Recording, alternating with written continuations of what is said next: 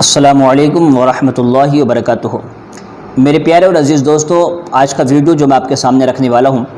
دیکھیے اس کا عنوان یہ ہے کہ جو ہمارے بھائی آج کل مروجہ تعزیہ داری کو جائز اور حلال کہہ رہے ہیں،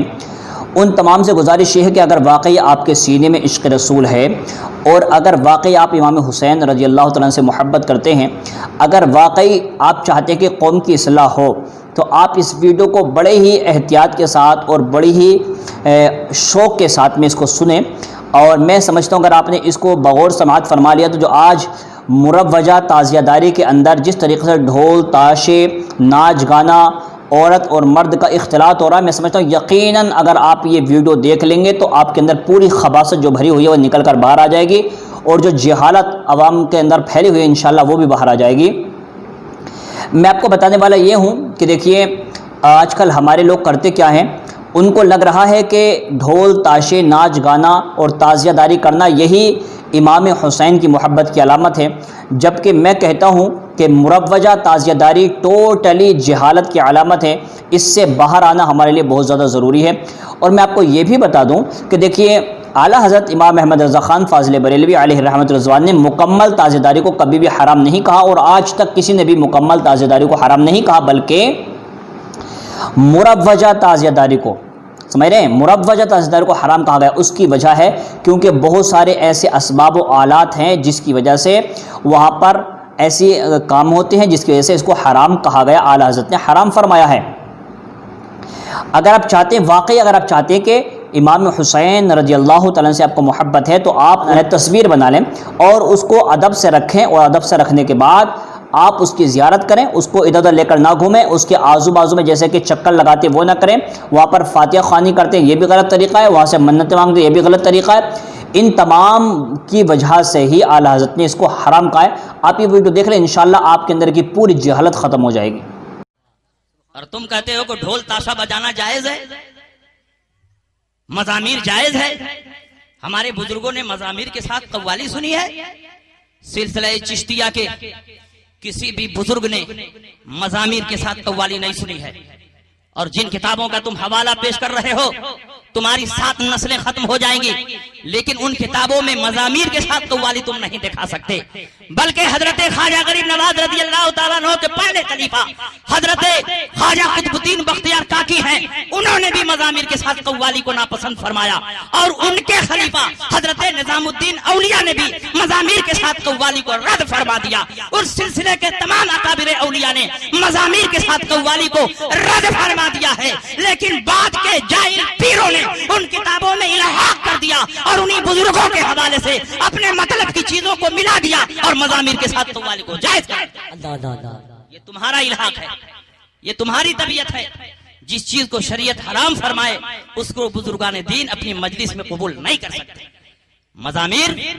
شریعت میں حرام ہے۔ رسول پاک صلی اللہ علیہ وسلم نے متعدد حدیثوں میں اس کی حرمت بیان فرمائی ہے، اور یہ مزامیر چاہے قوالی کے ساتھ پائے جائیں یا تعزیہ کے جلوس میں پائے جائیں، جب مزامیر حرام ہے تو ہر جگہ حرمت کا حکم دیا جائے گا۔ اس لیے یہ کہنا غلط ہے کہ مزامیر جائز اور درست ہے، ڈھول بجانا جائز اور درست ہے، تاشا بجانا جائز اور درست ہے۔ اگر آج امام حسین رضی اللہ تعالیٰ عنہ حیات ظاہری میں موجود ہوتے تو ان کی تاریخ وصال پر جو لوگ ڈھول اور تاشا بجا رہے ہیں اپنے جوتے سے ان کی پٹائی کرتے، حضرت امام حسین ان سے راضی نہیں ہوتے۔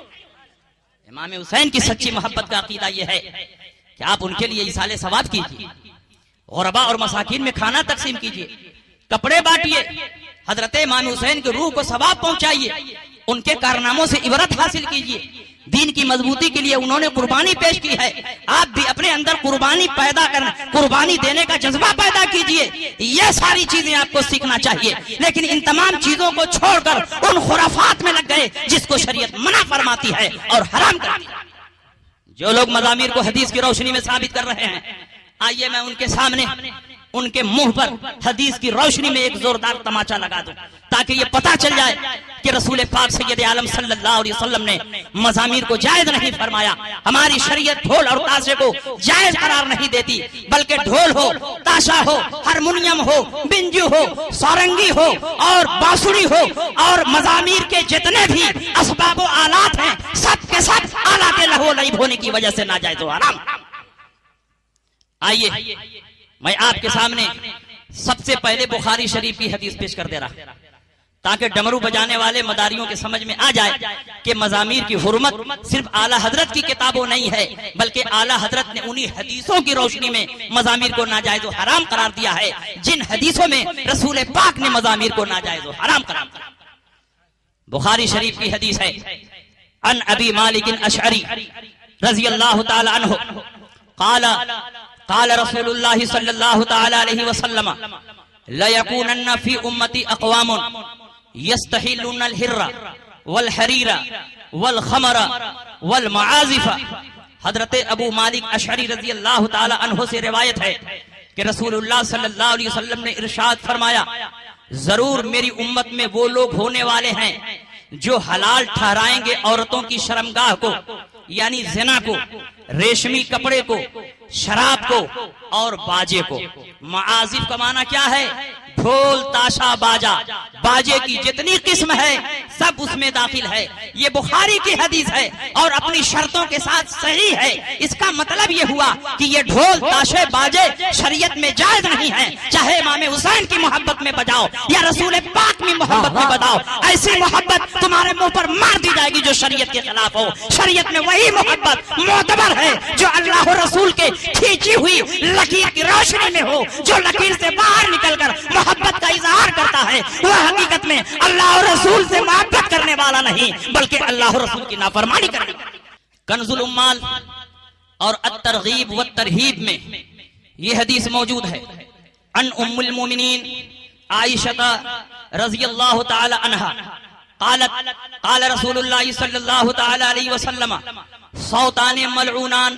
فی الدنیا والآخرہ، مزمار عند نعمت ورنت عند مصیبت۔ حضرت ام المومنین عائشہ صدیقہ رضی اللہ تعالی عنہا سے روایت ہے کہ رسول اللہ صلی اللہ علیہ وسلم نے ارشاد فرمایا،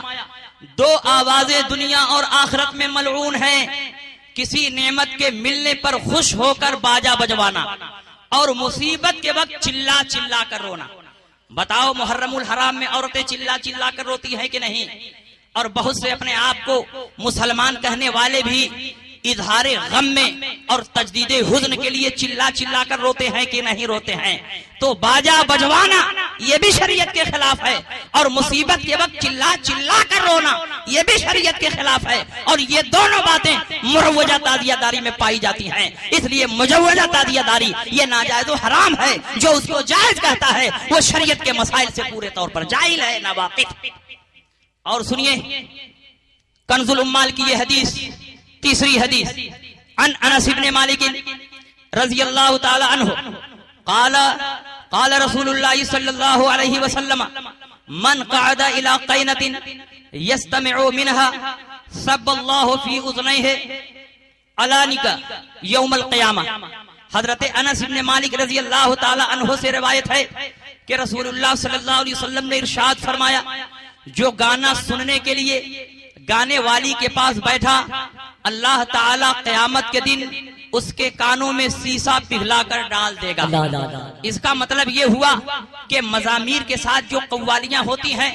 اور جو قوالیاں گانے کے طرز پر گائے جاتے ہیں، پڑھے جاتے ہیں، اور اس میں بیشتر اشعار شریعت کے خلاف ہوتے ہیں، اور پڑھنے والے بھی داڑھی منڈا، فاسق، مولن، بے نمازی ہوتے ہیں، بلکہ بسا اوقات ان کے اشعار حد کفر میں داخل ہوتے ہیں، تو گانے والیوں کی مجلس میں بیٹھنے سے برا ہے ایسے قوالوں کی مجلس میں بیٹھنا جو بے شرع ہوں، جو بے نمازی ہوں، داڑھی منڈا، فاسق، مولن ہوں، شرابی ہوں، اور ایسے اشعار پڑھ رہے ہوں جو کتاب و سنت کے معیار پر کھڑے نہ اترتے ہوں۔ تو ایسی مجلسوں میں بیٹھنا بھی ناجائز و حرام ہے، اور ایک مسلمان کا یہ شیوا نہیں کہ جس کو اللہ و رسول ناجائز و حرام فرمائے اس کو مسلمان جائز کرے۔